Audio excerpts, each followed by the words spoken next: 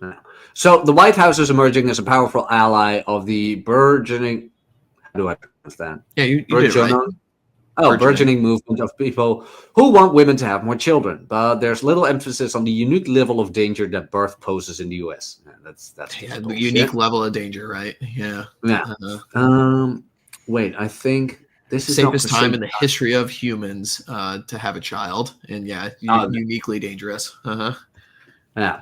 Hold up, because this is not. I found her. She has 1/3 the Twitter followers I do. So this is just another journalistic idiot with her degree in journalism. And I mean, she's so got like 7,000 or something. No, she got 10,000. Oh. I mean, wow. which to be perfectly honest nowadays is significant for journalists because your average journalist got like 2.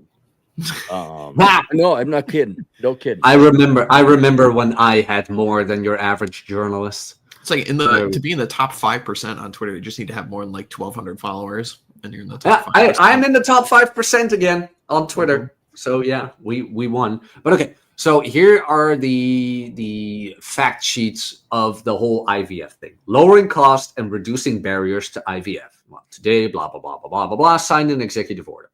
So the order directs policy recommendations to protect IVF access and aggressively reduce out-of-pocket and health plan cost for such treatments. The recommendation will focus on how to ensure reliable access to IVF. Priority will also be placed on addressing any current policies, including those that require legislation that exacerbate the cost of IVF treatments. The order recognizes the improvement of family formation that our nation's public policy must make it easier for loving and longing mothers and fathers to have children. Okay. Answer me this question. Do fertile women in the peak of their fertility need IVF? No. You gotta laugh at it. This is the fucking Matt Walshes and Dennis Prager's and gee shucks willikers howdy. We gotta. It's like if you are talking IVF, it's over.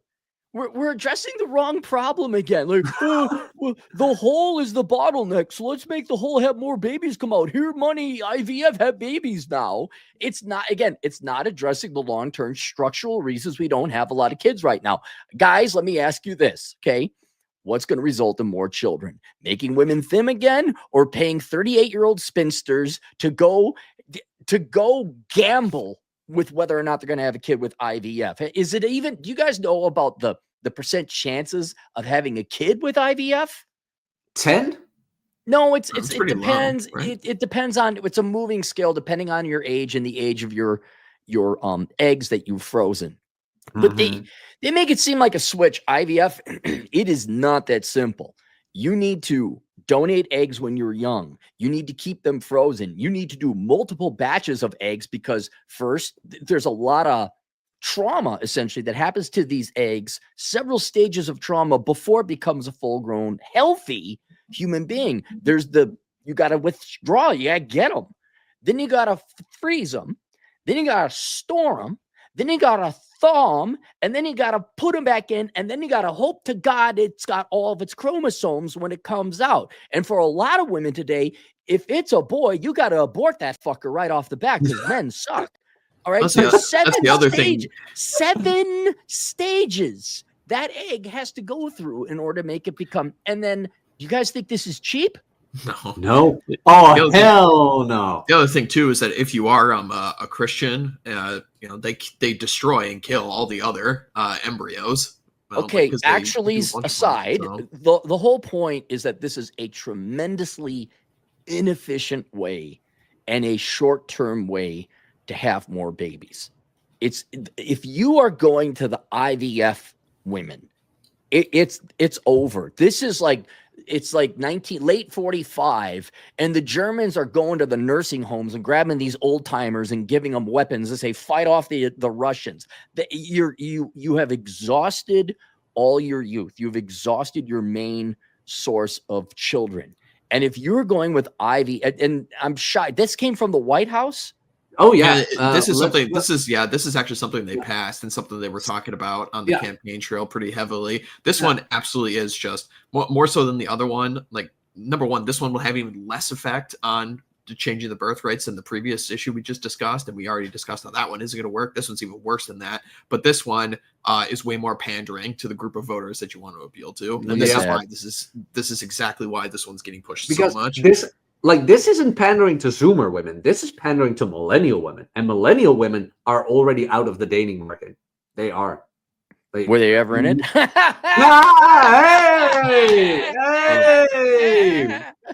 Hey! So Hawk, your opinion is this is purely political. They know this has no practicality or feasibility. Oh yeah. Okay.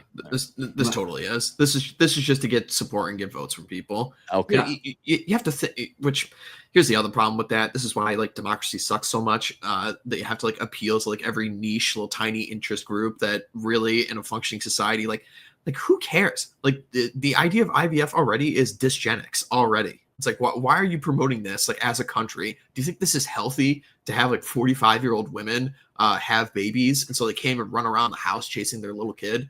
No, like, yeah. Do we think this is a good idea that we should be promoting? Do you think this is a good idea for us to be spending all this money, all this time and effort? You know, like, no, this is just ridiculous. If you think the EBT program or WIC is expensive, wait till you see the mandated constitutional right to IVF for every woman in America. It's right here. It's right here. Well, yeah. Okay. Avenues to more affordable IVF treatment are needed. The cost can range from $12,000 to $25,000 per cycle, and multiple cycles may be needed to get pregnant. You need 4. Based on your age, because Jack, I did the research for this World Without Men. Depending on your age, on average, women need to do about 4 egg gathering cycles. This is tremendously expensive, and it's and there's articles, if you go out there, it depends on whether they were successful or not. You get some 48-year-old hag who, I saved all my eggs and none of them came out of the cryogenic freezer alive, and now I'm a singless spinster. And then there's the one who does the victory lap. You don't need no man. I'm 52 and I had my egg. I got my little son. But at the end of the day, both, we're talking, let's just call it $100,000. Really simple ballpark. It's $100,000 to have a successful kid through IVF. Total cost, whether insurance covers it or not, that's the total cost you're looking at to have this happen. Mm-hmm. Do you know what they could have done instead? Not had a career. Imagine that. No, married young, had their children when you were actually in your fertile years. No, but we can't say that. That would make sense. That would make sense because, you know, IVF, as it says, is often not fully covered by health insurance. Only a quarter of employers report coverage of IVF for their employees because not only will taxpayers be burdened by this bullshit, it is the employers as well. If you have female employees, you better make sure that you can cover Susan, who's 45, her wish to have children. Do you guys remember? Do you remember it was maybe 10 years ago? I'm sure you could find it. Google, Apple, that regular cabal of Marxist, leftist, socialist, big tech, they would pay for their younger women to freeze their eggs because they totally love and care about you women. No, they didn't want you leaving and becoming mothers. They wanted you to continue working. And then women, because it was a cool thing to do, but media would cover it because it was clickbait. Some women were having egg freezing, but type in here. You want me to find it? Egg freezing parties? Okay, I'll type it in. Egg freezing. Here's the other thing too. I would like to see the numbers of how many babies conceived via IVF are to single mother homes. I bet you it's the super majority. All of them. All of them. I would not be surprised. Although Elon Musk's babies were via IVF or something, right? Yeah, it's got to be for like some like weird like cyberpunk thing with him though. I mean, so it's actually a little worse than I thought because I thought, this is just an obscure thing to get clickbait. There are so many articles and recent ones. There's a doctor who is a professional of the Egg Whisperer show where she throws egg freezing parties. There's like event planning management. Happy birthday, dear frozen eggs. Happy birthday to you, actress. These are all 2022. I was thinking this was the article I was thinking about was 10 years ago. Let me type in Apple because Apple just cares so much. Let me go through the article a little bit more because Okay. where were we? The federal government covers IVF in a limited capacity for military personnel, veterans, and federal employees. It's like That's just all a of job. this. That's just a job Yeah, program too. yeah. So, Department of Health and Human Services data reports more than 85,000 infants were born as a result of IVF in 2021. That's a lot.